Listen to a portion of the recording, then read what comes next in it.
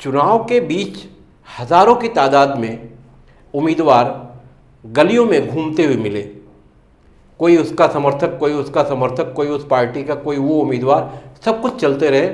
मगर आपको ये जानकर हैरानी होगी कि किसी भी उम्मीदवार को, किसी भी उम्मीदवार के समर्थक को भिवंडी शहर में आवारा घूमने वाले कुत्तों ने काटा नहीं।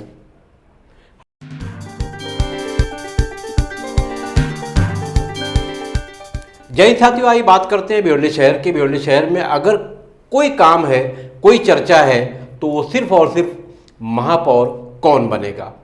महापौर की कड़ियाँ कई तरफ जा रही हैं, इसलिए किसी के बारे में कुछ कहना वक्त से पहले जल्दी होगी। महापौर की इस घड़ी में एक सुई विलास पाटिल की तरफ जाती है, एक सुई जावेद दलवी की तरफ जाती है और दूसरी सुई नारायण चौधरी की तरफ जाती है, चौथी सुई सुमित पाटिल की तरफ जाती है। ये एक ऐसी घड़ी है जिसमें कुछ कह पाना मुश्किल है, मगर चलते चलते यूँ समझ लीजिए कि सत्ताधारी पक्ष के बीच ये मामला रहेगा और महापौर आप समझ गए कि किस पार्टी का होगा। बहरहाल भिवंडी शहर में चुनाव तो हुआ, चुनाव के बीच हज़ारों की तादाद में उम्मीदवार गलियों में घूमते हुए मिले।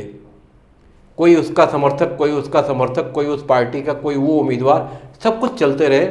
मगर आपको ये जानकर हैरानी होगी कि किसी भी उम्मीदवार को, किसी भी उम्मीदवार के समर्थक को भिवंडी शहर में आवारा घूमने वाले कुत्तों ने काटा नहीं। हालांकि जनवरी की अगर बात करें तो जनवरी 2026 के महीने में 1000 से ज़्यादा लोगों को भिवंडी शहर में आवारा कुत्तों ने काट लिया। इसी कड़ी में एक बच्चे की मौत भी हो गई। सवाल ये उठता है कि भिवंडी शहर में क्या नेताओं को, पत्रकारों को या महानगर पालिका के अधिकारियों को जब कुत्ते काटेंगे तभी ये लोग जागेंगे, तभी इस समस्या का हल निकलेगा?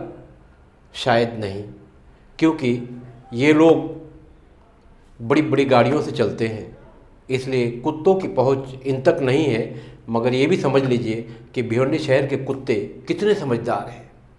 गलियों में घूमने वाले किसी भी उम्मीदवार को उन्होंने नहीं काटा, मगर आम इंसानों को, रास्ते पर चलने वाले बच्चों को, स्कूल जाने वाले बच्चों को इन आवारा कुत्तों ने, जो शहर की गलियों में घूम रहे हैं, निशाना बनाया।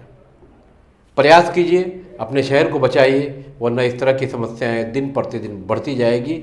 और कहीं ऐसा तो नहीं कि इन्हीं कुत्तों की डर की वजह से शहर से बहुत से लोग फरार हैं? कमेंट करके ज़रूर बताइएगा। मैं खान फ़खर आलम।